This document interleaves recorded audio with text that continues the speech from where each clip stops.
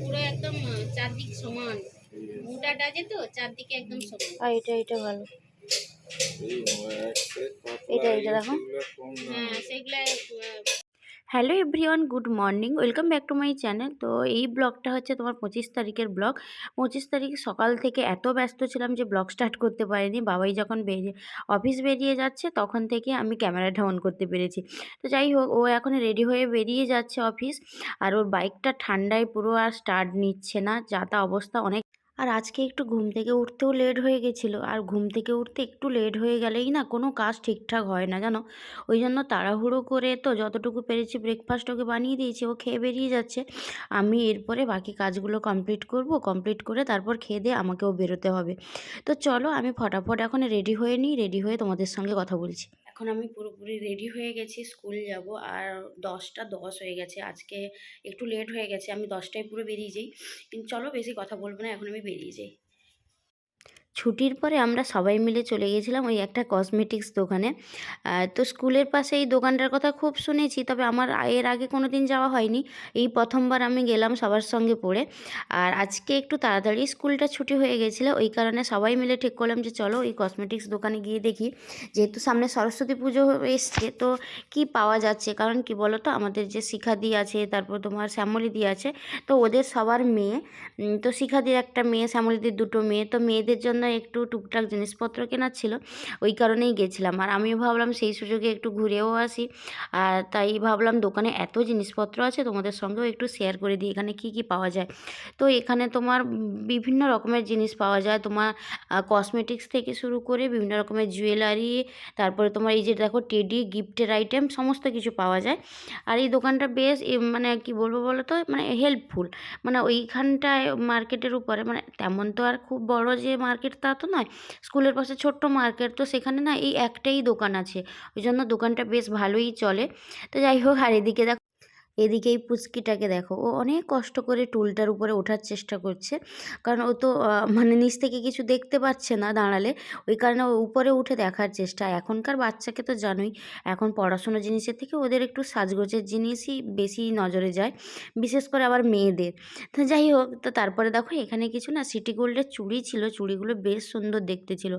ওরা দেখছিল সবাই মিলে, তো আমি ভাবলাম তোমাদের সঙ্গে একটু শেয়ার করে দিই। এখানে তোমার লিকুইড সিঁদুর থেকে শুরু করে অনেক কিছুই ছিল। আমার তো স্কুলের বাকি দিদিমণিরা অনেক কিছুই কেনাকাটা করছিল টুকটুক করে। তো যাই হোক, আর এইদিকে পুচকিটা কি করছে দেখি আমি।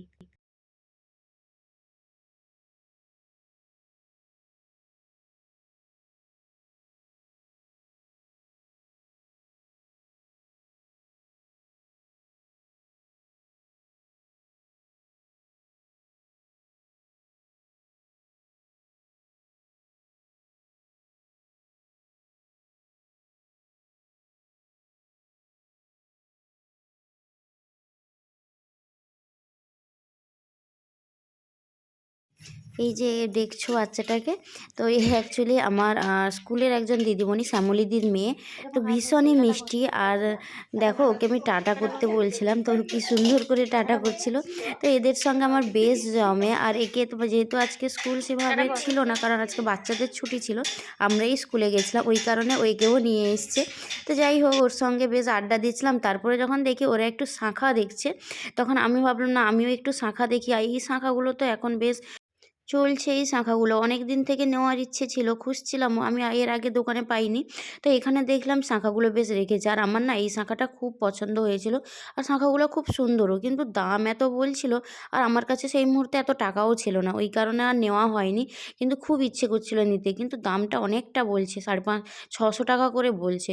কিন্তু 600 টাকা দিয়ে আর কি শাঁখা নিব বলো। আর এমনিতেই আমি কিছুদিন আগে নতুন শাঁখা নিয়েছি, ওই কারণে আর নিলাম না, কাছে টাকাও তেমন ছিল না। তো যাই হোক, অনেক ঘোরাঘুরি হলো, এবার বাড়ি যেতে হবে, কারণ দেরি করা যাবে না। একটু তাড়াতাড়ি যেহেতু ছুটি হয়েছে, তাড়াতাড়ি বাড়ি যাই।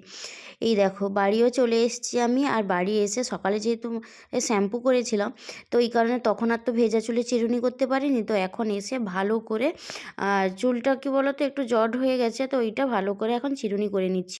স্কুল থেকে ফিরেই আমি আজকে সুমিকে একটু ফোন করেছি যে একা আছি, ভালোও লাগছে না। আর যেহেতু আজকে বৃহস্পতিবার, কিছু একটা বানানো যেতেই পারে, ওই জন্য সুমিকে বললাম তুই একটু চলে আয় আমার বাড়িতে।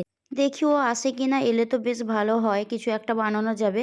আর এদিকে আমার বিছানার কি অবস্থা দেখেছো, এগুলো কিছুই গোছানো হয়নি। কি হয়েছে? হ্যাঁ, হাঁড়ি কার? হাঁড়ি কোথায় পেলি তুই? এ কি? বন্ধ করো। না না না, এ কি অবস্থা? হাঁড়ি কে দিয়েছে? মা গো। দেখলে ওর অবস্থাটা, সুমি কিভাবে বাড়িতে এন্ট্রিটা নিল। সত্যি ও দিন দিন এত কমেডিয়ান হয়ে যাচ্ছে না, ওই সারাক্ষণ ওই কমেডিই করে। তো অ্যাকচুয়ালি হাঁড়িটা হচ্ছে আমার মায়ের, তো মাকে ওটা দেবে বলে, জানি না কেন ওর বাড়িতে হাঁড়ি চলে গেছিলো, সেটা বলতে পারবো না। তো যাই হোক, ওই হাঁড়িটা ও নিয়ে এসছে মায়ের কাছে পাঠাবে বলে। আর এদিকে দেখো, ও দুধ প্যাকেট নিয়ে এসেছিলো, তারপরে ভাবলাম একটু পায়েস বানাই। অ্যাকচুয়ালি অনেক দিন থেকে আমি একটু গোবিন্দভোগ চাল এনে তো রাখাই থাকে গোবিন্দ। তো এখন একটু পায়েস বানাচ্ছি, আর যেহেতু আজকে বৃহস্পতিবার ভাবলাম একটু পায়েস বানানো যাক, কারণ চাল, তারপরে এই যে গুড়ও অনেকটা আছে, এইটা একটা, এরকম আরও একটা বড় জার আছে 2 কেজি মতো। তো এই কারণে ভাবলাম একটু পায়েস বানাই, কারণ মামাও এসছে মাসির বাড়িতে, একটু মাসির বাড়িতেও দেবো আর মায়ের জন্যও একটু পাঠাবো। তো এদিকে কাজু আছে, এদিকে তোমার কনডেন্স মিল্ক নিয়ে নিয়েছি, আর এদিকে চাল। এখন চালটা নিয়ে ভালো করে চালটা ধুয়ে নিব, তারপরে পায়েসটা বসাবো। আর এদিকে দুধটা কিন্তু বসিয়ে দিয়েছি হাঁড়িতে, ওটা একটু গরম হবে। আর ততক্ষণ আমি চালটা এখানে নিয়ে নিই, অল্প চাল দিই, এতটা লাগবে।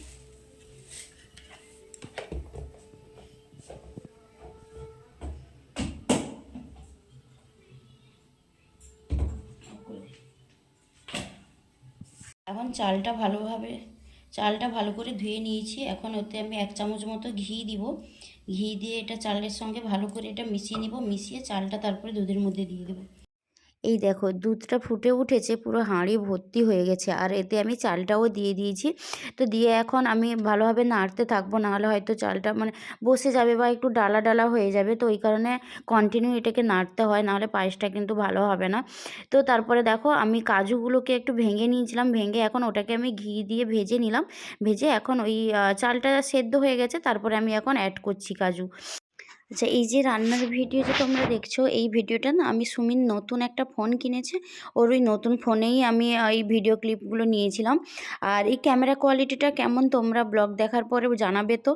তার কারণ আমাকে একটা না নতুন ফোন বা ক্যামেরা নিতে হবে, কারণ আমার যে ফোনের কোয়ালিটি ব্লগ বানানোর জন্য মানে মানে কি বলো তো, ব্লগ বানানোর জন্য ঠিকঠাক না। কারণ সন্ধ্যের পরে আর সেরকম ক্যামেরা কোয়ালিটি ভালো থাকে না, মানে বোঝাই যায় না। তো যাই হোক, দেখি কবে নিতে পারি, এখন তো নেওয়া যাবে না, তো পরে চেষ্টা করব আর কি। তো যাই হোক, তারপরে দেখো কনডেন্স মিল্কটাও অ্যাড করলাম। আর পায়েসে না কনডেন্স মিল্ক দিলে পায়েসটা বেশ ভালো লাগে। আর আমি কিন্তু ফার্স্ট টাইম এরকম গুড়ের পায়েস বানাচ্ছি, এর আগে কোনো দিন বানাইনি। বিয়ের পরে ওই 4-5 বার মতো পায়েস বানিয়েছি। ওই তোমার বাতাসা দিয়ে পায়েস বানিয়েছি, চিনি দিয়ে বানিয়েছি, আর এইবার বানাচ্ছি গুড় দিয়ে। আর পায়েস বলতে ওই গোপালের জন্মদিনে, আর না হলে বাবাইয়ের জন্মদিনে। ও হ্যাঁ, বাবাইয়ের জন্মদিন বলতে মনে পড়লো, তোমাদেরকে যে বললাম না ওই যে স্পেশাল ডে বলতে 30 তারিখ হচ্ছে বাবাইয়ের জন্মদিন। তো ওই স্পেশাল ডেতে ওর জন্য তো কিছু তো করতে হবে, তাই না? মানুষটাকে একটা দিন তো একটু স্পেশাল ফিল করাতেই হবে, তাই না?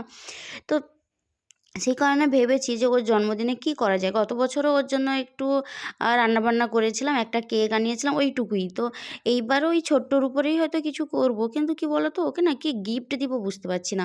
আর মানুষটা তো সারা বছর আমাদেরকে নিয়ে ব্যস্ত থাকে, নিজের কাজবাজ নিয়ে ব্যস্ত থাকে। আর হ্যাঁ, এদিকে তোমাদের দেখিয়ে দিই, এই যে দেখছো হামানদিস্তাটা এখন সুমি নিয়ে এখন এলাচগুলো থেতো করবে। এটা আমরা এই যে মন্দারমণি গেছিলাম, তোমরা দেখলে আগের ব্লগে। তো এই মন্দারমণি থেকে এটা নিয়ে এসেছি। অনেক দিন থেকে কিনবো বলে না আর কেনা হয়েছিল না। দাম অনেক বলতো, না হলে কোনো কারণে আনাই হতো না আর কি, এই কিনবো বলে। তো যাই হোক, এইবার ফাইনালি আমি নিয়েছি। আর এটা কত নিয়েছে বলো তো? এই 150 টাকা বলেছিল, আমি ওই 100 টাকা দিয়ে নিয়ে এসেছি। আর এটা ভীষণ হেল্পফুল, কিন্তু এটা আমার রান্নাঘরে খুবই দরকার ছিল। এই ধরো অল্প একটু এই এলাচ থেঁতো করে দিয়ে দিলাম, কখনো হয়তো একটু আদা থেঁতো করে তোমার চায়ে দিলাম। এটা কিন্তু ভীষণই হেল্পফুল। তা এখন পুরোটা এখন সুমি করছে। আর সুমিকে দিলাম যে অনেকক্ষণ আমি ওই খুন্তি নিয়ে পায়েস ঘেঁটেছি, তুই এখন ওটা দিয়ে এলাচ টেলাচ দিয়ে ওটা কমপ্লিট কর। আর হ্যাঁ, যেটা বলতে থেকে গেলাম, তো বাবাইকে না কি গিফট দিব ওটাই বুঝতে পারছি না। ছেলেদের গিফট আইটেমের অপশান এত কম, ওদেরকে কি দেবো না মাথাতেই আসে না। আর ঘড়ি তো ঘড়ি, শার্ট এগুলো তো ওকে দেওয়া হয়, কিন্তু একটা যে নতুনত্ব কিছু দেবো সেটাও উপায় নেই। তো দেখা যাক কী দিই। আর তোমরা পারলে আমাকে একটু সাজেশান দিও যে কী দেওয়া যেতে পারে আর কিভাবে কি সেলিব্রেট করব, দেখি কি হয়। কারণ ওই দিন তো ওরও অফিস আমারও স্কুল, কিভাবে কি ম্যানেজ করব কি জানি, কিন্তু কিছু তো করতে হবে, না করলেও নয়। তো গত বছরও জন্মদিনটা সেলিব্রেট করেছিলাম একাই, কেউ তেমন আসেনি, বোন-টোন কেউই আসেনি। ওই ওর মনটা একটু খারাপ ছিল, ওই সময় কাজেরও খুব প্রেশার ছিল। তো আমি ওই একাই যতটুকু পেরেছিলাম করেছিলাম আর কি। তো এইবার দেখা যাক কীভাবে কী সেলিব্রেট করি। তো তারপর দেখো পায়েসটা কমপ্লিট। পায়েসের পরে হঠাৎ আমার মাথায় ভূত চাপলো যে একটু মালপোয়া বানাই, কারণ দুজন থাকলেও তো সেভাবে খাওয়া হয় না। মালপোয়াটা তো বাবাইও একটু পছন্দ করে, আর একটু বেশি করে বানালে মাসির বাড়িও দিতে পারবো, বাবা মাকেও একটু দিতে পারবো। তো এই কারণেই মালপোয়া বানাবো বলে তো সব কিছু তো রেডি করলাম, কিন্তু আর নিজে বানাতে পারছি না। আর আজকে না আমার হাতে কিছুতেই মালপোয়া হচ্ছিল না, পুরো দায়িত্বটা সুমিকে দিয়ে আমি এখানে রান্নাঘর থেকে পুরো কেটে পড়েছিলাম। তো আমি তারপর সন্ধে টন্ধে নিয়ে রেডি হয়ে নিয়েছি মাসির বাড়ি যাব বলে, মানে এইগুলো যে সব বানালাম পরপর তো দিতে যেতে হবে, তো ওই জন্য যাব আমি রেডি হয়ে নিয়েছি। আর রান্নাঘর থেকে কিন্তু আমি পুরোপুরি পালিয়ে গিয়েছিলাম, কারণ মালপোয়া আমার হাতে আজকে একদমই হচ্ছিল না। ও দেখলাম সুন্দর করেই বানাচ্ছে বেশ ধৈর্য ধরে, আর অনেকটা মানে অনেকটা করে ফেলেছিলাম তো, তো ওই কারণে অনেকটা টাইমও লেগে গেছে। তারপরে ভাবছি যে কেন করলাম, পায়েসটাই ঠিক ছিল, মালপোয়া বানাতে গিয়ে অনেকটা দেরি হয়ে গেল। তো দেখো এখন মালপোয়াগুলো কেমন হয়েছে। ভালো। এখন মালতী মাসি আমার ঘরে রান্নাবান্না করছে। আমি আজকে মালপোয়া টালপোয়া কিছু তো আমি এসব বানাতে পারি না, এই জন্য মালতী মাসিকে ডেকেছি, এই জন্য সবটা সুন্দর করে বানিয়ে দিচ্ছে। তাহলে তোকে বিয়ে টিয়ে দিব না, তুই এরকম মালপোয়া বানিয়ে খাওয়াবি, বুদ্ধি আছে তোর মাথায়। এই যে পায়েস, পায়েস 1 হাঁড়ি পায়েস বানিয়েছিলাম, মোটামুটি 2টো টিফিন বক্সে ভরে নিয়েছি। মায়ের কাছে যাবে একটা, আর এখানে মাসির জন্য এখন নিব। আর দেখো পায়েসটা ঠিক এইরকম দেখতে হয়েছে।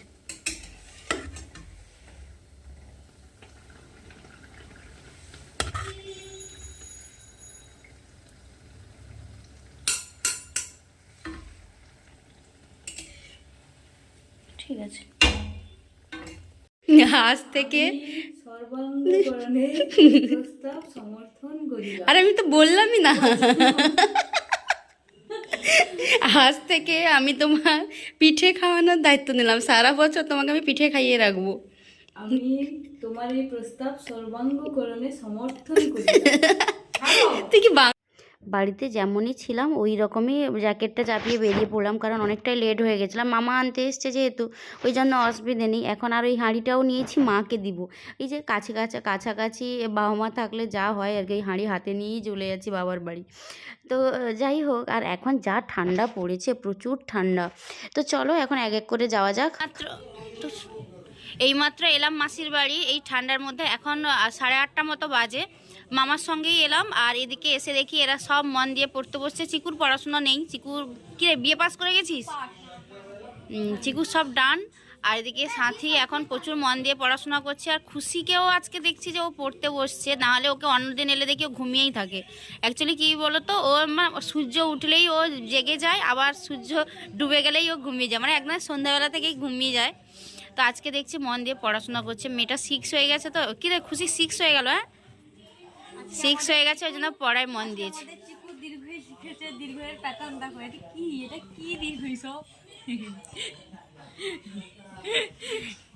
চিকু লিখেছে আর কি,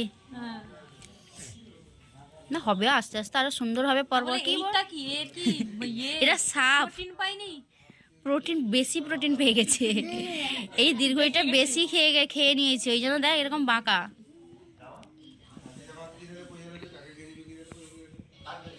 তো চলো এখন পায়েস খেয়ে সবাই বলবি কেমন হয়েছে। যাবি কালকে 26শে জানুয়ারি কলেজ? কলেজ হয়ে গেলে আর ওই আনন্দটা নেই, হ্যাঁ যে যাওয়ার। No this no. স্টেডিয়ামে কি করতে যাবি? কালকে স্টেডিয়ামে তো প্যারেড করা হয়, প্রত্যেকটা স্কুল থেকে পার্টিসিপেট করে। তারপরে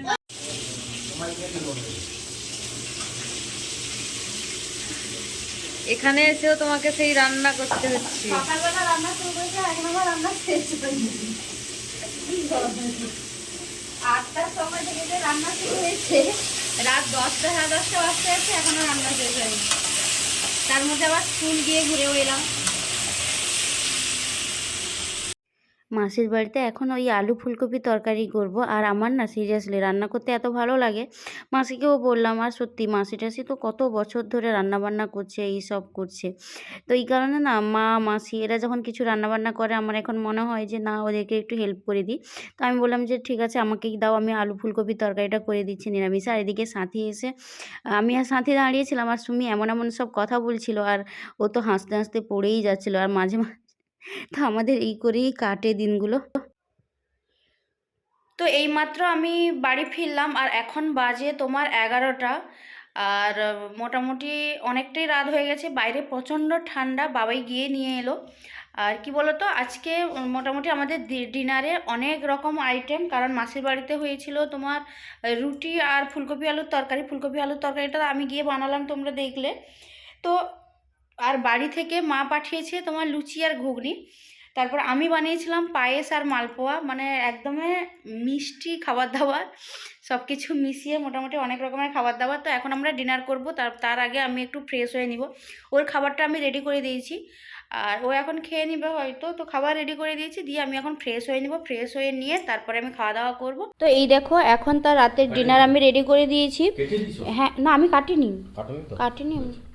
আর এখানে তোমার লুচি আর ঘুগনি, এটা মা বানিয়ে পাঠিয়েছে। তারপর এখানে মালপোয়া, এখানে তোমার হচ্ছে পায়েস, আর এখানে দুটো লাড্ডু, লাড্ডু দুটো গোপালের লাড্ডু।